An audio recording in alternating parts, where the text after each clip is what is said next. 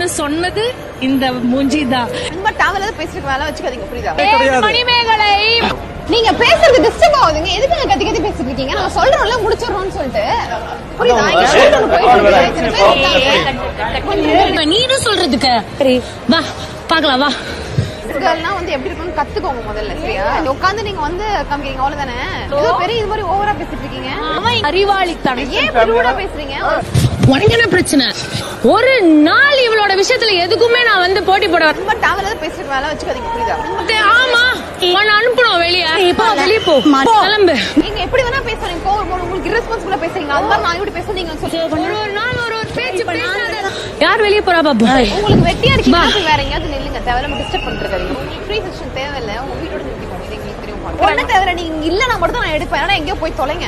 மணிமேகலை அவங்களும் பிரியங்கா அவங்களும் சண்டை போட்டுக்கிட்ட இந்த ஆடியோ தான் இப்போ சமூக வலைதளத்துல வெளியாகி ரொம்பவே வைரல் ஆயிட்டு வந்துட்டு இருக்கு. இவங்க 2 பேரும் சண்டை போடும்போது